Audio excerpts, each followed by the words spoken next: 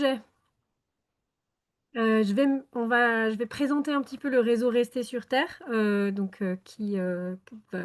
je représente et puis ensuite, on passera à la présentation de pourquoi ces lignes sont si importantes et qu'est-ce qu'on peut faire et comment se mobiliser. Donc je vais, présenter mon écran. Hop, voilà, hop. Est-ce que vous voyez bien? Ouais, c'est bon? Super. Donc voilà, le réseau Rester sur terre, c'est un réseau, qui milite pour des mobilités soutenables et justes. C'est un réseau donc qui en fait, est la branche française du réseau Stay Grounded, qui est un réseau international créé en 2016 à Vienne, et qui, regroupe plus de 200 organisations membres à travers le monde, que ce soit des ONG, des groupes locaux, qui militent soit pour la justice climatique, soit qui s'opposent, aux extensions d'aéroports et cetera. Et l'objectif, eh bien, c'est de faire réseau, c'est de se mettre ensemble pour, se soutenir et faire campagne pour une réduction juste et du secteur aérien et ça passe aussi par la promotion évidemment des alternatives, mais par aussi la dénonciation et la lutte contre, eh bien, les fausses solutions comme la compensation carbone, les biocarburants, les e-carburants et cetera. Et donc, on a plusieurs campagnes contre le renflouement, du secteur aérien, contre le greenwashing, pour une transition juste. On a également, effectué des campagnes sur le plafonnement du trafic, là, on s'est allié donc, au à Oui au train de nuit pour, eh bien, préserver ces lignes de train, essentielles. Hem, alors nos membres en France, il y a 3 types de membres, soit, des ONG, ou des réseaux nationaux comme ATTAC, le réseau Action Climat, donc coucou, Alexis qui est là ce soir, Alternatiba, Oui au train de nuit, Résistance à l'agression publicitaire, par exemple, ou bien des collectifs locaux, je vais les décrire un peu après et des membres individuels. Les collectifs locaux, ben, en fait, ce sont, plein de luttes locales, qu'elles soient, associations de fêtes ou, simplement des collectifs, voilà, qui luttent, contre des projets d'extension, d'aéroports, contre les nuisances aéroportuaires, contre des subventions au trafic aérien ou pour des alternatives, comme c'est le cas, eh bien, de Oui au train de nuit. Et donc voilà, je vous ai récapitulé les 3 grandes catégories, en gros, de membres, du réseau Restés sur terre, sachant qu'il y a aussi une catégorie qui est en train d'arriver, c'est la catégorie, des luttes contre les projets, de e-carburants ou de carburants, soi-disant durables, donc les, SAF, comme on les appelle dans le milieu. Nos revendications et ben, elles regroupent en fait tout un tas de demandes, parce qu'il y a pas une seule solution magique pour réduire le trafic aérien. Il s'agit d'un ensemble de mesures qu'il faudrait mettre en place. Donc ça passe par l'interdiction des, extensions d'aéroports, mais aussi la taxation, plus forte de l'aérien, puisque vous le savez bien, si vous êtes ici, et bien l'aérien n'est pas du tout taxé comme il devrait, et c'est pour ça qu'il est aussi, fort, soutenu, par les pouvoirs publics par rapport au train, et donc l'idée de taxer, par exemple, les grands voyageurs, d'interdire les programmes de fidélisation, de réguler, le trafic aérien en mettant des plafonds ou voilà, des interdictions de vols, courts, par exemple, et bien évidemment, soutenir, le train et le rendre concurrentiel, face à l'avion. Donc on a plusieurs groupes de travail. On a un groupe de travail sur le tourisme, un groupe de travail sur la transition juste du secteur. Je voulais juste vous montrer, les résultats du groupe de travail sur le greenwashing et les fausses solutions parce qu'on a quand même des ressources qui peuvent vous, être intéressantes, si vous cherchez à argumenter ou à vous renseigner, sur un sujet. Donc on a 8 fiches greenwashing, qui regroupent les différentes, raisons pour lesquelles les solutions technologiques mises en avant par le secteur aérien, ne sont pas suffisantes, pour, décarboner celui-ci. Elles se trouvent donc sur notre site internet rester-sur-terre.org/greenwashing.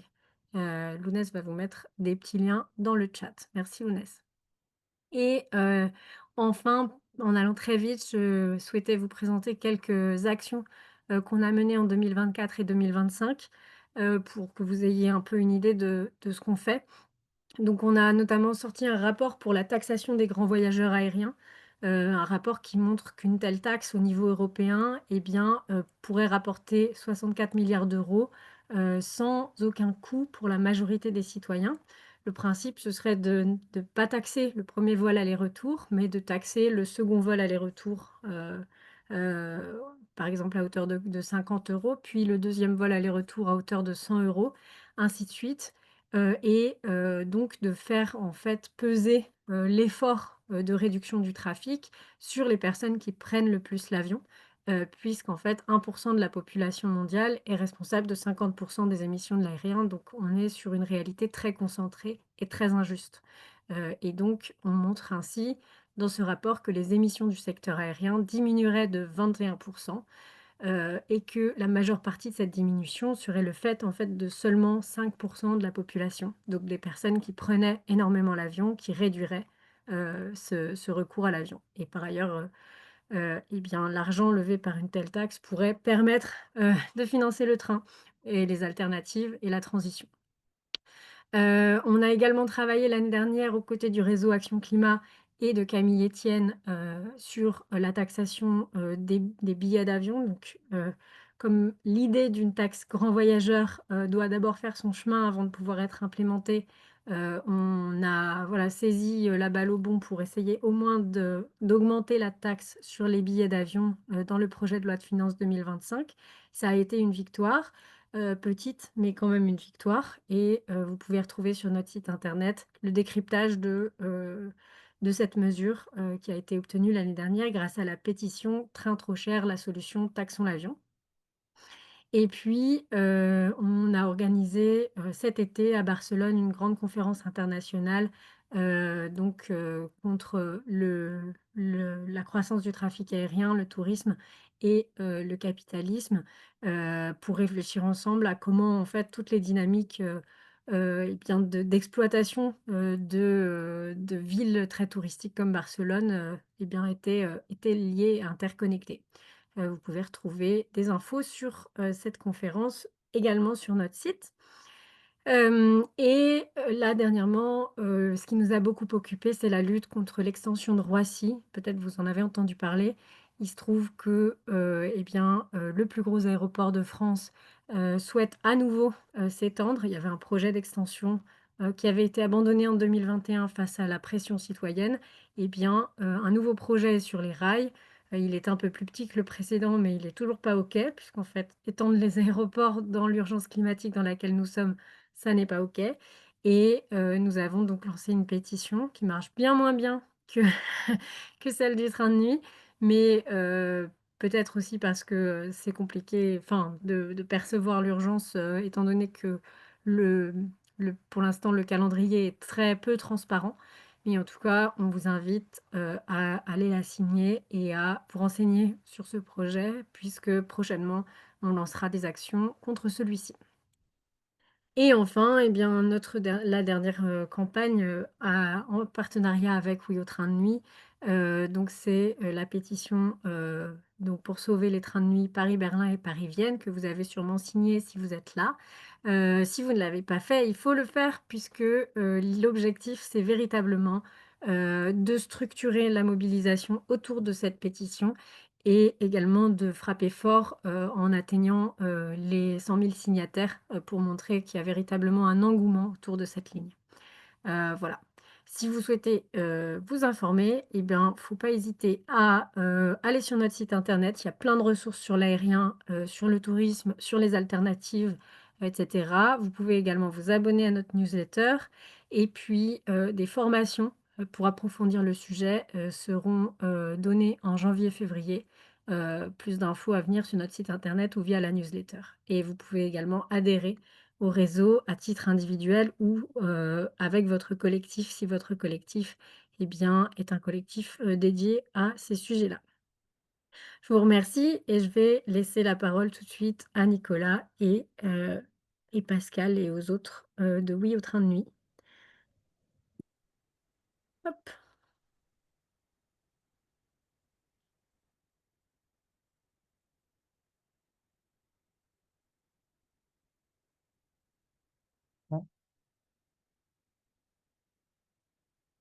Alors, bonsoir à toutes et tous. Vous pouvez bien voir mes diapos, c'est bon? Ouais. Moi je suis Nicolas du collectif Oui au train de nuit. Nous on se mobilise pour défendre le train de nuit parce que déjà parce que c'est un mode de transport pratique, écologique, économe en infrastructure aussi et qui est une alternative écologique à l'avion et à la voiture. Et donc ce soir on parle plus particulièrement de la lutte pour sauver les trains de nuit Paris-Berlin et Paris-Vienne et comment ça s'inscrit dans le combat pour relancer un vrai réseau européen de trains de nuit. Alors je vais pousser ça. Excusez-moi.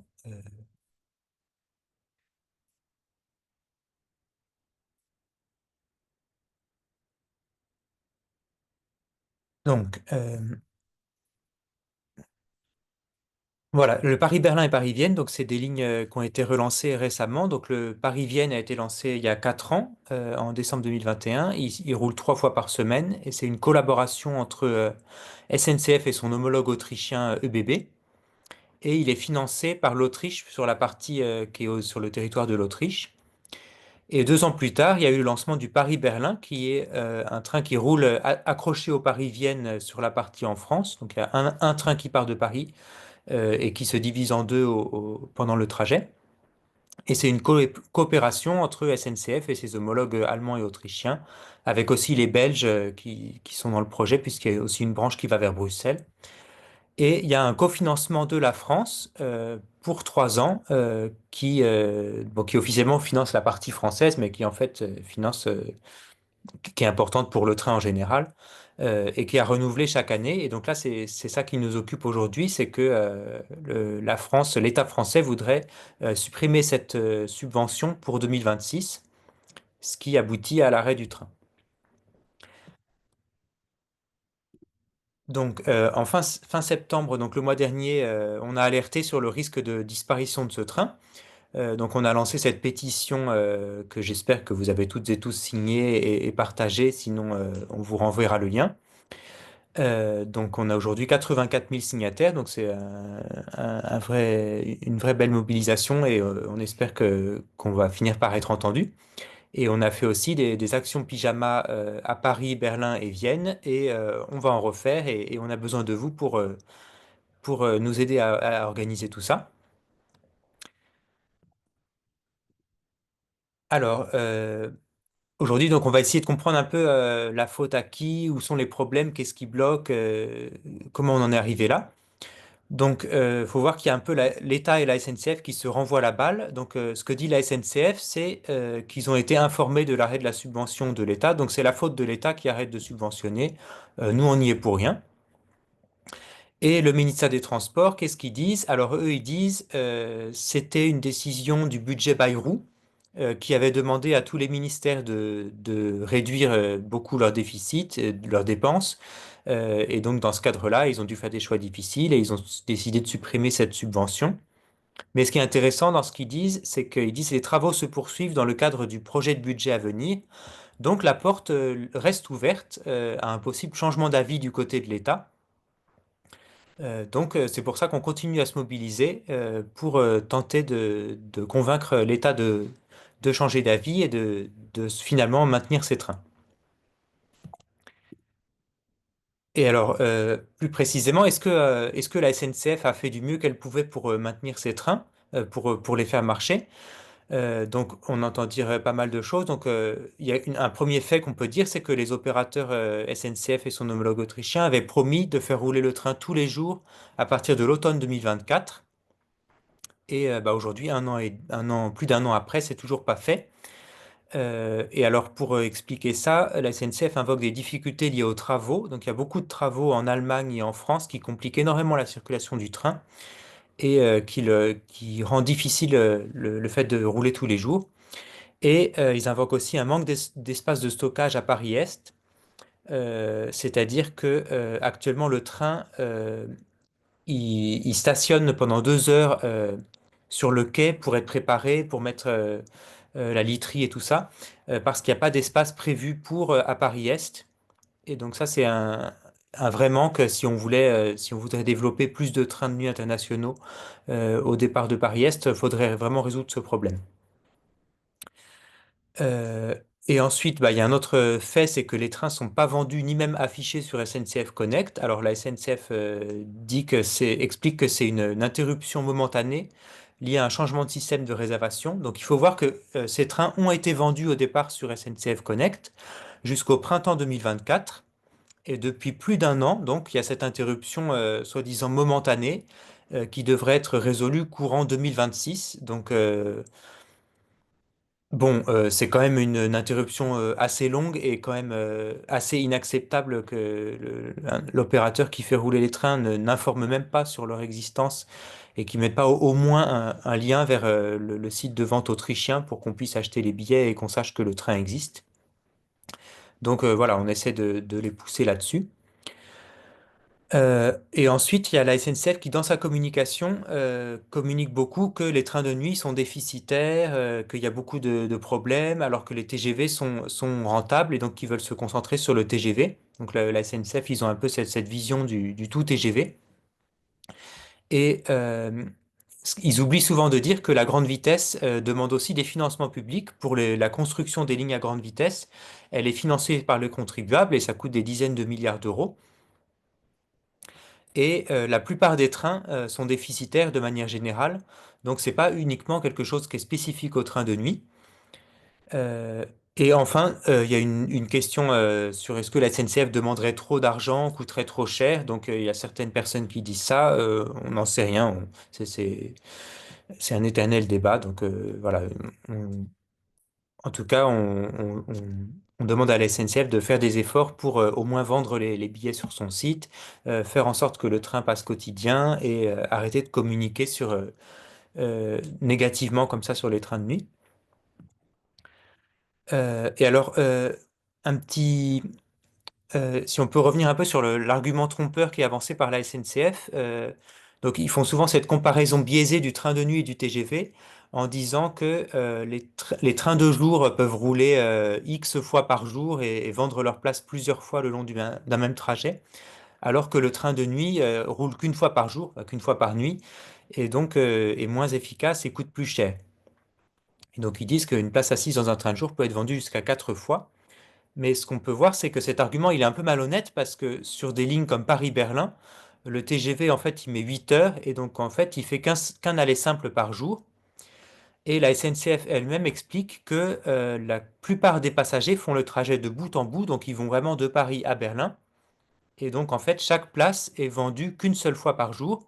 Et donc, sur des trajets comme Paris-Berlin, on peut voir que le TGV est pas plus efficace que le train de nuit. En fait, la plupart des places sont vendues aussi une seule fois.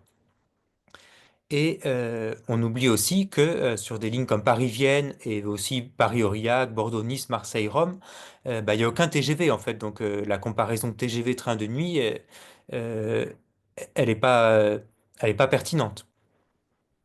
Donc en fait, quand la SNCF fait cette comparaison, ils comparent un peu des choux et des carottes, puisqu'ils comparent leurs TGV Paris-Lyon, qui sont sûrement très efficaces et qui sont rentables, et des trains de nuit sur des lignes comme Paris et Vienne. Mais en fait, ça n'a rien à voir. Et donc, et sur certaines liaisons, le train de nuit est plus adapté et un bon complément au TGV, et même nécessaire quand il n'y a pas de TGV qui existe. Donc voilà, on aimerait que la SNCF euh, arrête de communiquer un peu ces arguments trompeurs comme ça. Alors, effectivement, il y a un point sur lequel la SNCF a raison, c'est que ces trains de nuit sont compliqués à faire rouler, donc il y a beaucoup de défis à relever, notamment à cause des travaux sur les réseaux ferrés allemands et français. Donc il y a eu les travaux en 2024 qui ont causé une interruption de 13 semaines du train de nuit Paris-Berlin et Paris-Vienne. Donc pendant tout l'été, il n'a pas pu circuler. Il y a certains jours où il est limité à Strasbourg. Donc on doit descendre du train à 5 heures du matin, puis prendre un TGV, c'est quand même moins confortable. D'autres jours où il est annulé.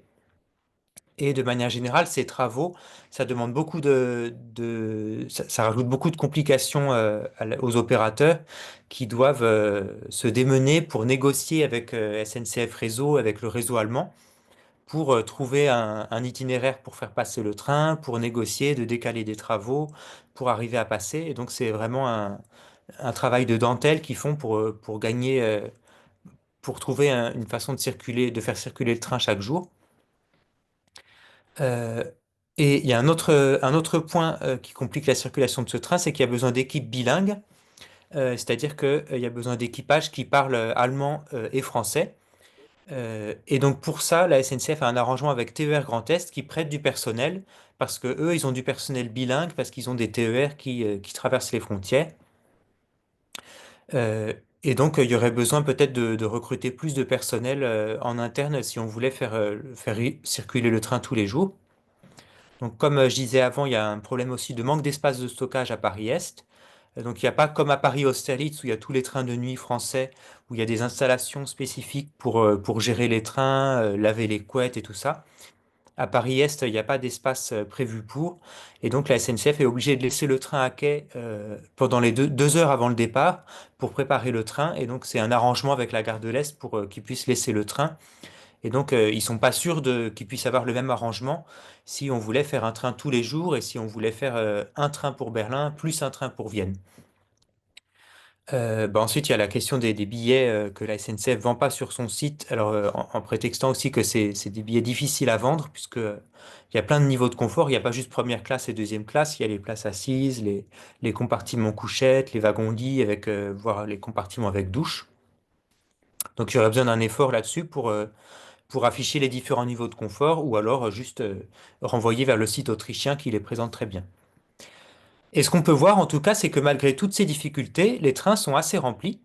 Il y a eu 66 000 voyageurs en 2024 et un bon taux d'occupation de 70%, alors que les lignes ont été relancées récemment, et alors même que c'est pas vendu sur le site de la SNCF, et que les billets sont quand même assez chers.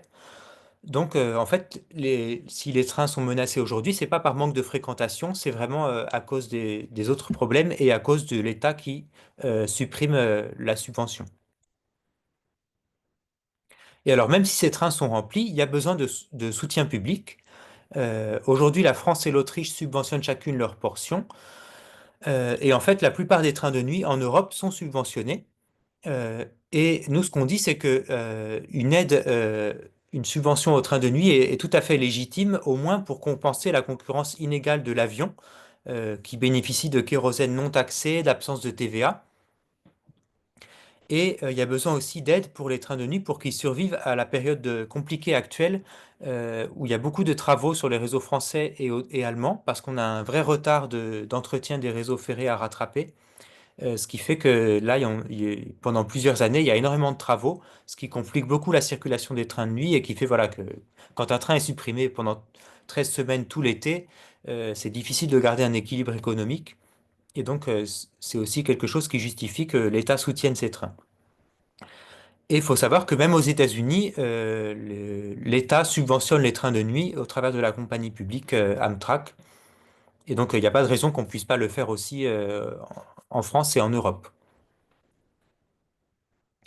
Alors, pour sortir du blocage, on a vu qu'il y avait des responsabilités. Alors, je vais passer la parole à Pascal. Oui, Et, bonjour tout le monde.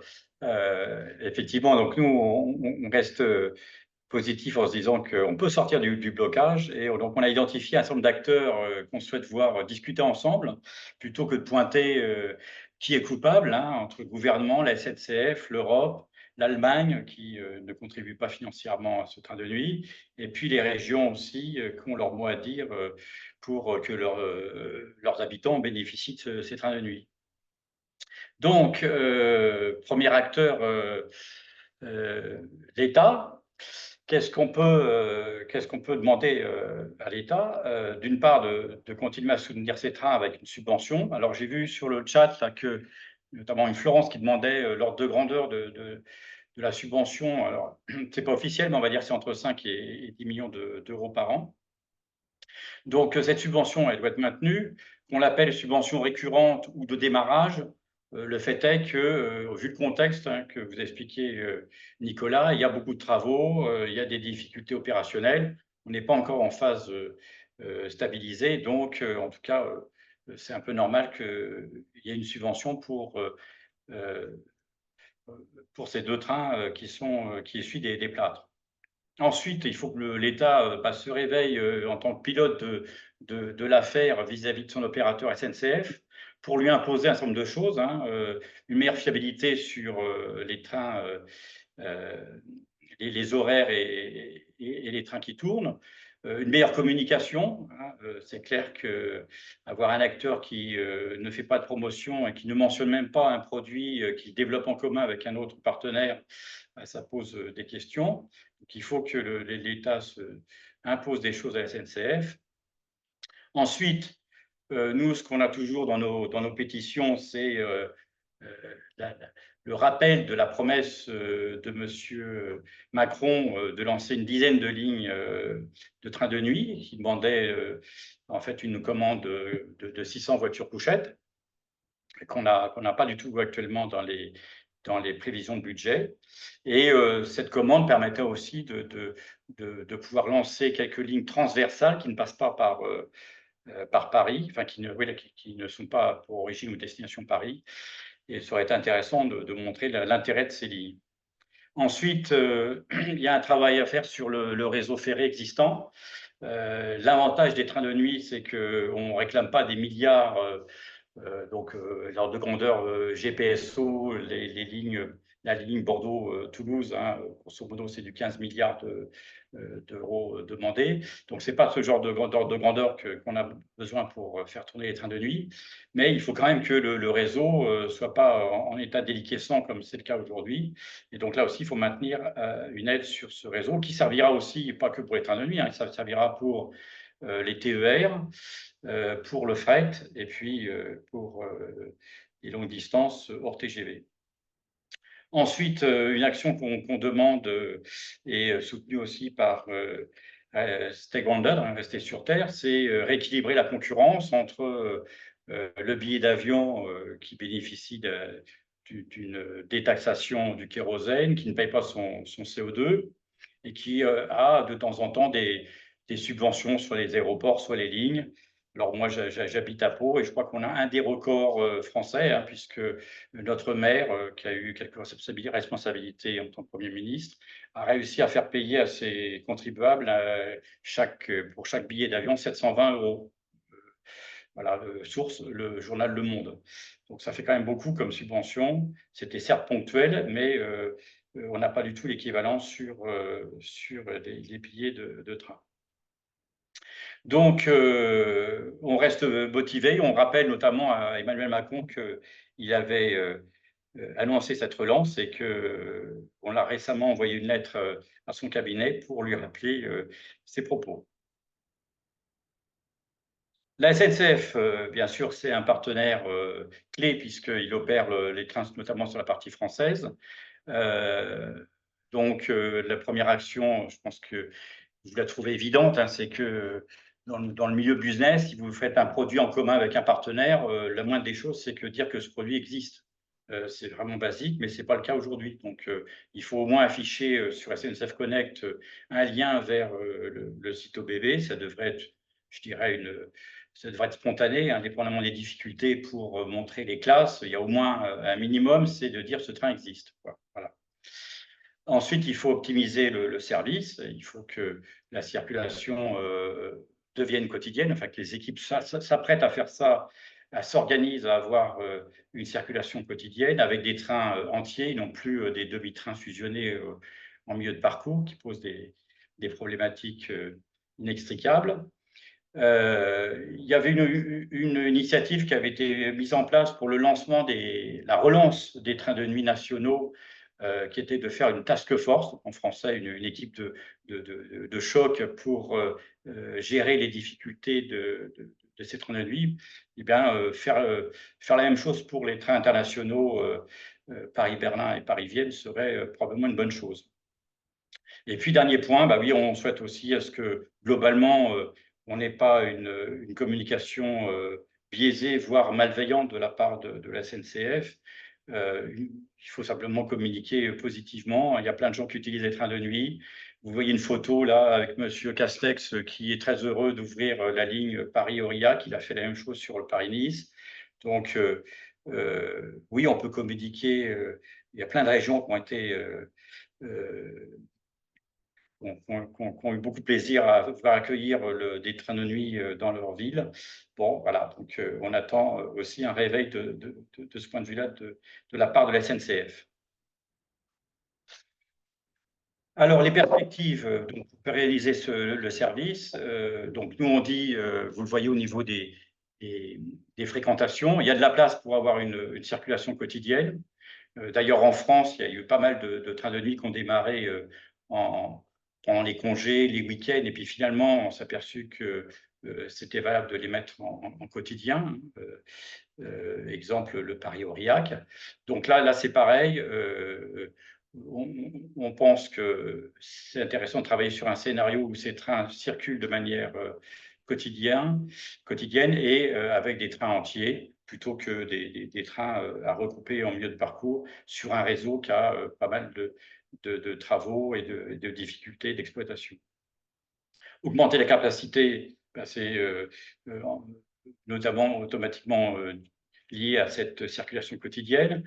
Améliorer les horaires aussi, quand on a une stabilité, on peut négocier ce qu'on appelle des sillons avec les organisations d'infrastructures pour avoir une stabilité, ce qui permet aussi de fiabiliser les circulations. On peut aussi penser à des itinéraires bis, hein, c'est ce qu'a fait cette task force en France lorsqu'on a relancé les trains de nuit, c'est-à-dire prévoir en cas de travaux des, des voies, des voies qui permettent de rejoindre la destination pour les usagers. On peut aussi penser à avoir une embauche d'équipes pérennes dans le temps. Actuellement, c'est encore une sous-traitance par quelques personnes de la région SNCF Est. Bon, on peut essayer d'optimiser ça. Tout ça, ça permettra d'améliorer l'équilibre économique, bien sûr, hein. Une stabilité des fréquences, ça permet aux personnes d'être sûr qu'il y aura un train dans la journée, de ne pas se poser la question quel jour on est, est-ce que j'aurai un train qui va partir de Berlin pour aller à Paris. Et puis, utilité sociale et environnementale, bah, c'est peut-être évident, mais il faut quand même le rappeler, à chaque fois que vous mettez une personne dans un train de nuit et qu'il ne prend pas la voiture ou il prend l'avion, bah, il économise environ 200 kg de CO2. 200 kg de CO2, l'État valorise le CO2 à 250 € la tonne dans ses planifications, ça fait 50 € par trajet. Voilà. Donc il y a une valeur qui est assez mal valorisée, mais qui est assez mal, en tout cas, reprise par nos gouvernants, et pourtant c'est un aspect clé de ces trains de nuit. Un petit aspect sur l'Allemagne. Alors oui, l'Allemagne, vous l'avez lu dans la presse, a une position centrale en Europe, mais n'est pas un bon exemple à suivre, puisqu'il se refuse actuellement à financer les trains longue distance qui passent sur son territoire. Et donc là aussi, on pense qu'un peu de discussion sur la construction européenne et les poids lourds de l'Europe que sont la France et l'Allemagne pourrait changer la donne. Le cadre européen est important de mentionner parce que si on fait le bilan des trains de nuit en Europe par rapport au discours initial qui était de dire bah, on va laisser les acteurs privés lancer des offres sur l'Europe et donc on va faire une réglementation européenne qui ouvre tout ça, qui ne finance pas, qui interdit plus ou moins le financement de ces trains de nuit. Bon, voilà, c'était un peu le dogme. Aujourd'hui, l'État, c'est que l'État pour l'usager de base, c'est que c'est très difficile de traverser l'Europe en train de nuit. On est loin d'avoir un réseau opérationnel et satisfaisant.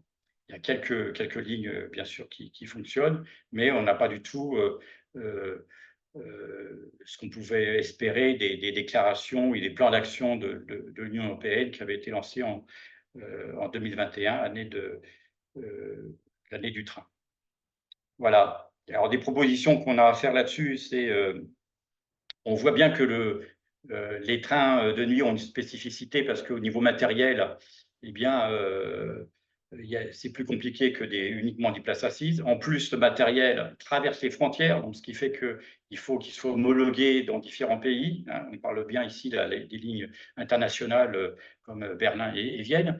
Donc, on traverse des pays, il faudrait faciliter ces règles d'homologation ou encore mieux, financer des trains qui soient capables de rouler dans toute l'Europe. Première action. Deuxième action, c'est mettre un pilote dans le train, non pas dans l'avion, mais dans le train. C'est-à-dire quoi? C'est-à-dire que en France, vous connaissez l'organisation qu'on a, c'est-à-dire que les régions sont responsables des TER. D'ailleurs, avec un déficit d'exploitation, on sait que après l'autofinancement, c'est que 30%, hein, mais bon, on accepte ce déficit. Donc, les régions sont responsables des TER en France. L'État est responsable des lignes nationales comme Paris-Aurillac, Paris-Pau, Paris-Tarbes, etc. Et donc gère et pilote avec des comités de ligne annuels euh,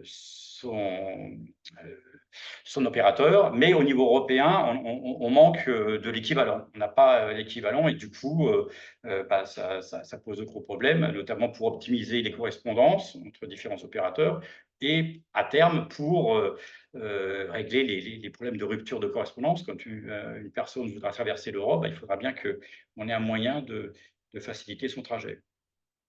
Voilà, ce que ferait aussi l'Europe de manière positive, c'est de pousser à la coopération entre les opérateurs. Ce que je viens de dire, c'est surtout en cas de problème d'aider l'usager à s'y retrouver pour continuer son voyage. Et puis, dernier point, rééquilibrer la concurrence avec l'avion. Nicolas en a parlé, mais tant qu'on a des billets à 5 ou 10 euros, évidemment, il y a problème, parce qu'on sait très bien que derrière, il y a des subventions, le kérosène n'est pas taxé correctement, la TVA non plus, et finalement, ça fait une concurrence déloyale par rapport au train de nuit. Merci Nicolas pour voilà, le slide sur les régions, parce que les régions nous ont beaucoup aidés pour cette relance des trains de nuit au niveau national, et elles le font aussi au niveau des trains internationaux comme Vienne et, et Berlin. Là, vous avez une photo d'élus et de ministres, M. Clément Beaune, qui était ancien ministre des Transports, qui donc se félicitait de ce Paris-Berlin et d'un arrêt à Strasbourg qu'on a fêté donc à 5 heures du matin le 12 décembre. Donc, on peut compter sur les régions, hein, avoir des motions qui sensibilisent le gouvernement et l'Europe pour avoir des arrêts dans la région et continuer à faire que ces trains de nuit existent et alimentent pas uniquement des capitales, mais aussi des villes comme Strasbourg ou Nancy. Nancy, ça serait un arrêt tout à fait envisageable qui serait positif pour la région Grand Est, et on travaille avec les élus de cette région pour obtenir ce genre de points clés. Bon, les élus, heureusement, nous soutiennent, comme je disais. Là, ici, vous avez un panel de tous ceux déjà qui ont pris position favorablement par rapport au train de nuit Paris-Vienne, Paris-Berlin. Nous, on travaille avec des élus de tous bords. Moi-même, j'ai fait une réunion à Bayonne avec un sénateur LR, des députés PS, le tout dans des locaux de la CGT. Donc, on arrive à faire des choses sympathiques et vous pourrez suivre vos députés et sénateurs sur notre site, hein, ceux qui prennent position. On vous engage aussi d'ailleurs à les motiver à prendre position par rapport au train de nuit. Et tout ça, c'est sur notre site avec aussi une carte de France qui les pointe clairement sur le territoire. Merci Pascal. Ben, je reprends le micro. Donc, on peut se demander, est-ce que c'est pas déjà trop tard pour sauver les trains pour le mois de décembre? Donc, on sait que si on fait rien, les trains vers Berlin et Vienne seront supprimés le 12 décembre. Donc, le départ des derniers trains, c'est le vendredi 12 décembre. Euh, mais en fait, si l'État changeait d'avis rapidement, si ils disent finalement on remet la subvention, la SNCF et son homologue autrichien ÖBB peuvent encore probablement éviter la suppression. Les trains sont encore là, ils n'ont rien détruit. Et même si le train disparaît en décembre, ce qu'il faut savoir et garder à l'idée, c'est que la mobilisation peut le faire revenir si besoin après quelques mois d'interruption. Donc c'est pour ça qu'on va se mobiliser, on va continuer à se mobiliser dans les semaines qui viennent, et même si on voit que le train disparaît le 12 décembre, on se mobilisera le 12 décembre encore pour encore faire changer les choses. Et il y a eu un précédent dans les mobilisations Oui au train de nuit. En 2016, l'État français a supprimé le train de nuit Paris-Perpignan-Portbou. Et la mobilisation a un peu pris du temps et donc ça a pris de l'ampleur progressivement jusqu'à la suppression du train où il y avait grosse manifestation, prise de parole de tous les élus qui disaient qu'il fallait maintenir le train. Et en fait, ça s'est débloqué quelques semaines après. Il y a la région Occitanie qui a débloqué la situation en acceptant de financer une partie du déficit, ce qui a relancé le tour de table financier, ce qui a permis au train de revenir. Et alors, il y a eu un petit délai de 6 mois, le temps de remettre en circulation le train, de réobtenir des sillons et d'organiser tout ça. Mais donc, le train est revenu quelques mois plus tard. Et en plus, la région a obtenu que l'État, finalement, quelques années plus tard, recommence à financer à 100%. Donc, il va falloir rester mobilisé, même si on essaye de nous faire croire que c'est déjà décidé à l'avance, que c'est trop tard pour changer et que c'est comme ça. Et c'est déjà arrivé aussi des trains comme Paris-Nice ou Paris-Aurillac qui sont supprimés et qui reviennent même des années après, donc ce sera jamais perdu. Et alors, on a beaucoup parlé de Paris-Berlin et Paris-Vienne, et en parallèle, je voudrais revenir un peu sur la situation des trains de nuit en France, parce que c'est un autre combat qu'il faut mener de front. Donc aujourd'hui, il y a eu, donc en 2021, il y a eu une étude du gouvernement français qui proposait de commander 600 voitures couchettes pour relancer une vingtaine de lignes, donc un rapport qu'avait identifié une série de lignes qui étaient pertinentes pour être relancées en France. Et suite à ce rapport, il y a eu Emmanuel Macron qui a promis de relancer une dizaine de lignes d'ici 2030. Donc en gros, ce qui correspond à peu près la moitié des propositions du rapport du gouvernement. Et l'État a lancé finalement, après des années et des années de tergiversation, la commande de trains de nuit neufs a été finalement lancée au début de cette année. Et l'État a lancé la commande pour acheter 180 voitures couchettes, ce qui correspond à peu près aux lignes existantes, donc les lignes existantes depuis Paris vers le sud de la France, et ce qui ne permettrait pas de relancer de nouvelles lignes. Mais dans la commande, dans l'appel d'offres pour des nouvelles voitures, il y a aussi une option pour monter à 340 voitures couchettes. Et donc si l'État valide cette option, ça permettra de relancer le réseau à une dizaine de lignes promis par Emmanuel Macron. Et ça permettra notamment d'ouvrir les premières lignes transversales, donc des lignes qui passent pas, qui ne sont pas uniquement depuis Paris. Et donc il y aurait ça permettrait le réseau qui est sur la carte à droite. Donc avec une ligne, vous voyez une ligne Bordeaux-Nice en jaune, une ligne en vert qui relie le nord-est, donc Metz et Strasbourg, à Nice, à Perpignan-Barcelone et à Bordeaux. Euh, voilà, et donc plus garder les lignes existantes. Et donc aujourd'hui, un enjeu, c'est de convaincre rapidement l'État de valider l'option à 340 voitures, donc augmenter la commande. Il faut voir qu'on a entre 1 et 2 ans pour convaincre l'État de valider cette option pour que la construction des voitures soit lancée dans la foulée des 180 voitures prévues et que les chaînes de production ne s'interrompent pas et que les trains puissent être livrés à temps.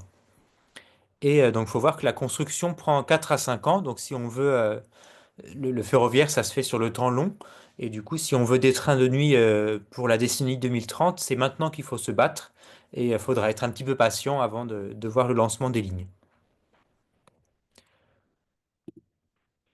Et donc ça, c'est pour information les lignes qui étaient envisagées par le rapport du gouvernement de 2021 et pour lesquelles on continue de se battre, au-delà des 340 voitures qui sont envisagées par la commande du gouvernement. Et donc ce réseau avec 600 voitures couchettes, donc ça permettrait de relancer quelques lignes transversales en plus en France, donc comme Quimper, Nantes, Lyon, Genève en bleu sur la carte de gauche, ou la ligne vers la Savoie, ou encore la ligne Bordeaux, Lyon, Genève qui manque dans le schéma à 10 voitures. Et ça permettrait aussi de commander du matériel pour les lignes internationales, ce que le rapport du gouvernement avait identifié qu'on pouvait faire Paris-Madrid, Paris-Barcelone, vers Rome, vers Venise, Vienne, Berlin et Copenhague-Malmö. Et donc, alors aujourd'hui, l'État a un peu laissé tomber les lignes internationales en disant on va laisser faire les opérateurs. Mais bon, pour le moment, les opérateurs se bousculent pas au portillon et donc il faudra peut-être tôt ou tard convaincre l'État de faire aussi quelque chose pour ces lignes internationales. Et il y a eu enfin, cette année, en 2025, une étude du réseau Action Climat qui a montré la pertinence d'un réseau avec une quarantaine de lignes, donc ce qui correspondrait à 1200 voitures, et qui pourrait attirer jusqu'à 12 millions de passagers en France et vers les pays voisins. Et donc, ça permettrait de faire des lignes pour vraiment mieux relier toutes les régions entre elles, donc aussi des lignes comme Nantes-Nice ou depuis Lille vers le sud de la France, et de relier aussi les régions à l'Europe et pas uniquement des lignes depuis Paris vers l'Europe. Donc, on pourrait penser à des lignes comme Marseille-Rome, qui a été relancée cet été par Trenitalia et qui a remporté un grand succès, et des lignes aussi vers le Portugal, etc. Et donc, si on veut vraiment un vrai réseau qui soit une alternative à l'avion et à la voiture pour voyager en France et en Europe, qui soit accessible à tous, on aimerait viser ça sur le long terme. Alors, pour revenir à un peu plus court terme, donc, quelles actions dans les semaines et mois qui viennent? Donc, on vous propose de faire des nouvelles actions pyjama, peluche et oreiller en gare. Donc, il y a une action prévue à Paris, à la gare de l'Est, le mercredi 5 novembre. Une autre action prévue à Strasbourg le 13 novembre. Et où on espère que un de nos objectifs, c'est de faire venir le maximum d'élus à ces deux rassemblements, donc d'être nombreux usagers, citoyens, associations, cheminots aussi, et aussi voilà, un maximum d'élus pour montrer à l'État que c'est une vraie demande des territoires et voilà, encourager les élus à prendre position sur ce sujet. Et on espère aussi organiser des rassemblements à Berlin et à Vienne, et peut-être aussi une action à Nancy, si vous êtes, si certains d'entre vous sont à Nancy et sont motivés pour organiser, on est preneur pour demander justement que ces trains, bah, si ils sont maintenus ou s'ils reviennent, s'ils sont relancés, qu'on ait un arrêt à Nancy.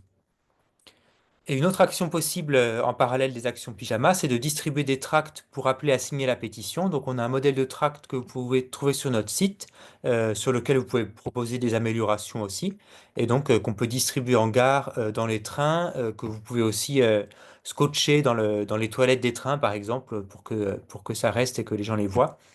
Bon, pour information, c'est pas trop autorisé de distribuer des tracts en gare et dans les trains, donc c'est à faire discrètement si vous le faites.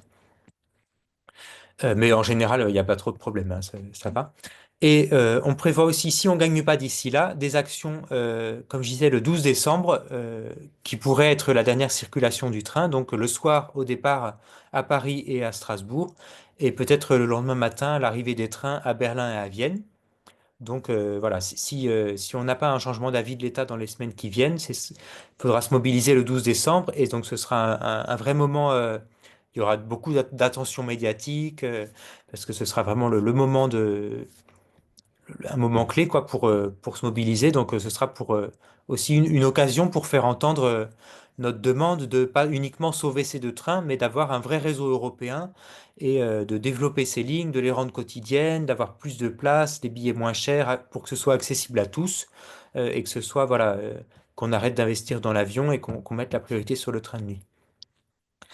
Et voilà, comme je disais, il y a aussi un enjeu sur les lignes nationales, les lignes françaises de convaincre l'État de valider l'option pour relancer les lignes transversales. Et pour ça, on aura besoin d'une vague d'action dans toute la France. Donc, on vous propose peut-être d'organiser ça en 2026.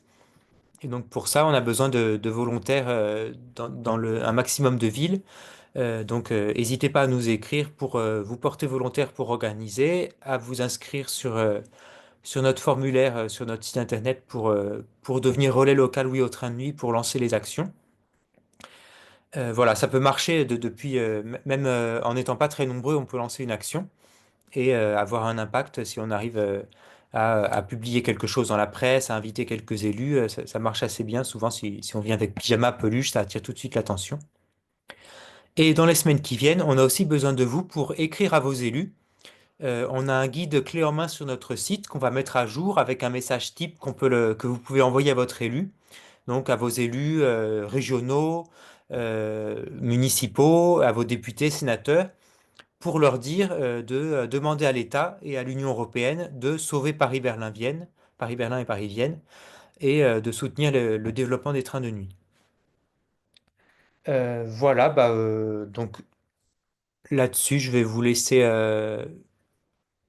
la parole pour poser des questions, si vous avez des questions là-dessus. Donc, on vous encourage à poser, si possible, vos questions via le chat, donc par écrit, si c'est possible, euh, pour pouvoir mieux organiser les réponses. Mais si vous voulez aussi lever la main pour prendre la parole à l'oral, c'est possible aussi. Et on peut revenir sur des points de la discussion, si vous le souhaitez aussi. Et on a aussi plusieurs, on a aussi, je rappelle qu'on a fait un précédent webinaire l'an dernier sur comment organiser une action pyjama dans sa ville. Et donc, on a plein de slides aussi là-dessus qu'on pourra évoquer si vous voulez. Mais on vous encourage là-dessus à regarder l'enregistrement du webinaire de l'an dernier qui est disponible sur notre site et donc qui rappelle toutes les recettes clés en main pour réussir une action oui au train de nuit dans sa gare et lancer un débat dans sa ville, alerter les élus et la presse.